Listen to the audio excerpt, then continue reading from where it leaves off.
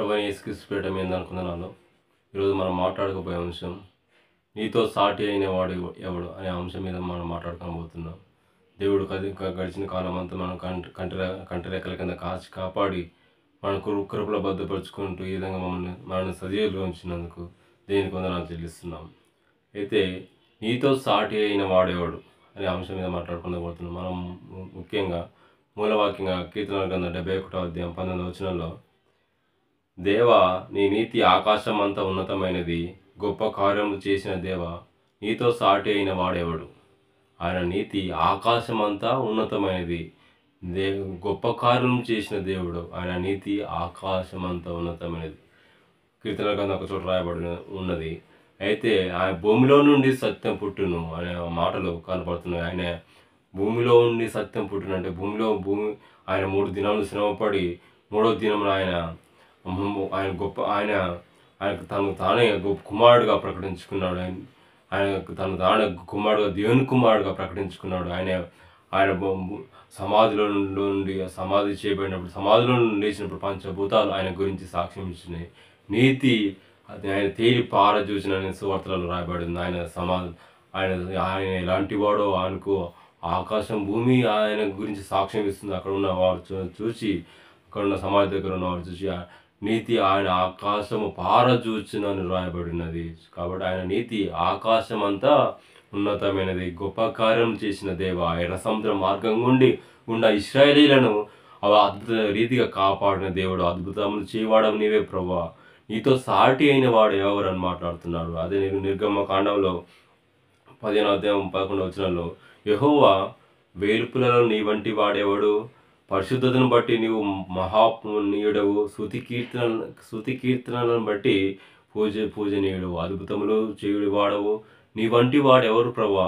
ఆ ఎర్ర సముద్ర మార్గం నుండి పరో రథముల నుండి వారి రథములను సముద్రంలో పడవేసిన వాడవు నీవే ప్రభువా.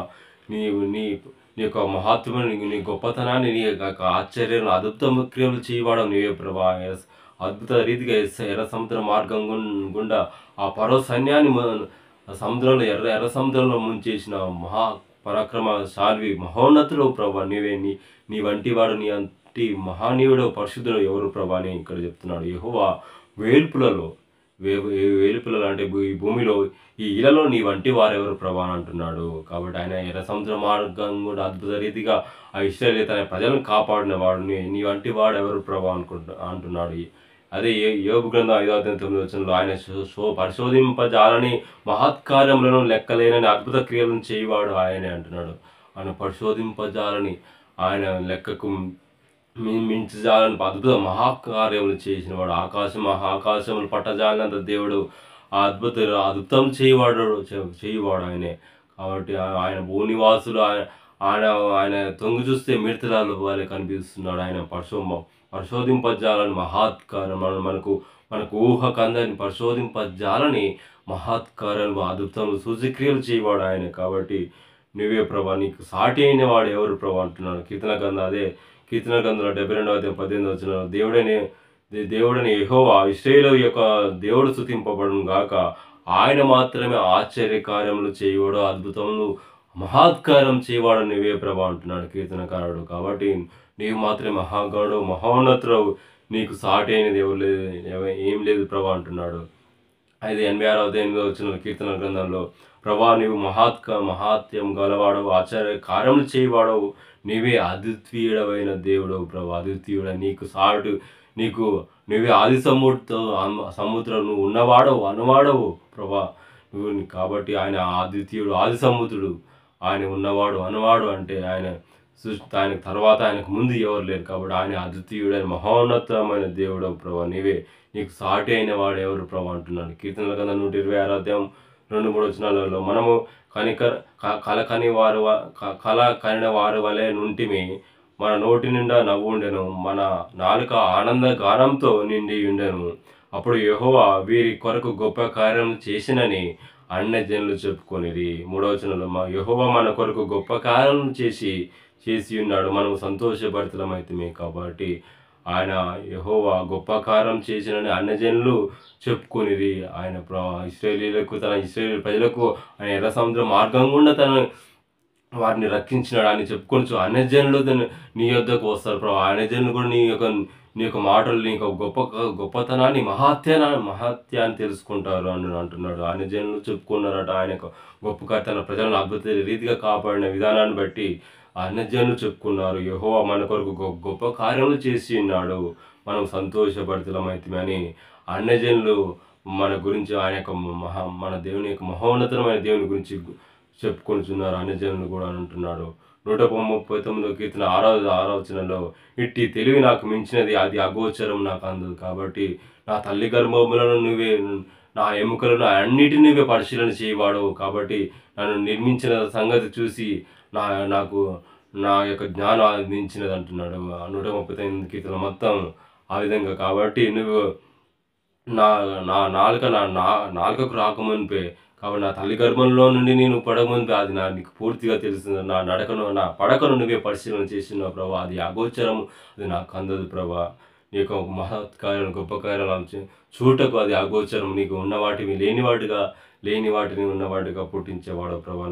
నీకు మహాత్యానికి గొప్పతనం ఎంతో ప్రభా అంటున్నాడు. సామెతల గ్రంథంలో 14:24 వచనంలో క్రిందనున్న పాతాళమునకు తప్పించుకున్న వాళ్ళని బుద్ధిమంతుడు పరమునకు పోవు జీవ మార్గంలో నడుచుకొనును. కాబట్టి కిందున్న పాతాళమును తప్పించుకోవాలని బుద్ధిమంతుడు ఏం చేస్తాడు? బుద్ధిమంతుడు అపాయం వచ్చుడు చూసి ముందుగానే తాగుతాడు. కాబట్టి బుద్ధిమంతుని వల్ల మనం ఆ చీమలు బుద్ధిమంతుని యొక్క చీమలు ఏ విధంగా ఉంటుంది సోమర్థ, ఆ విధంగా తన కోతకాలమందు వెదకాలమందు తన ఆహారాన్ని కూర్చుకునే రీతిగా.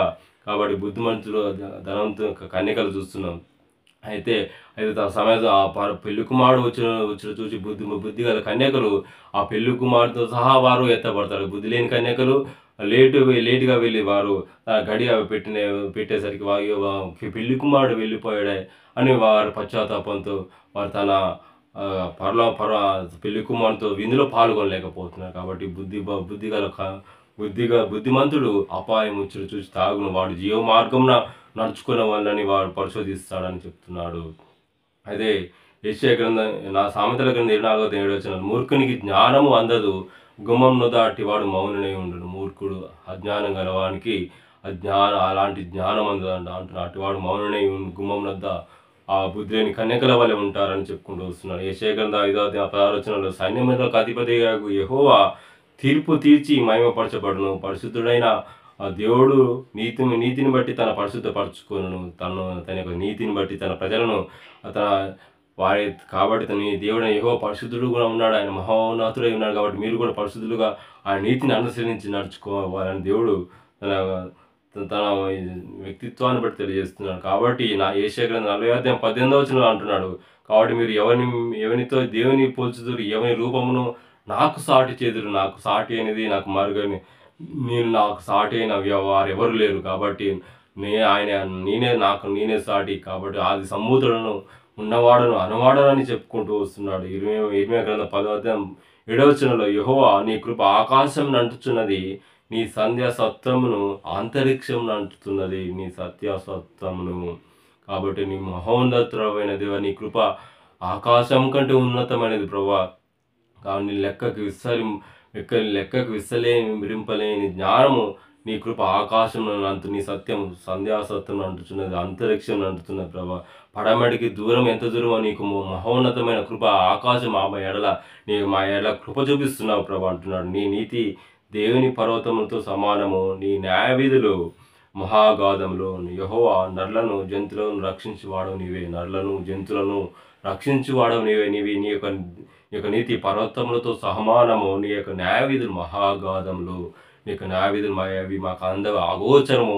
అవి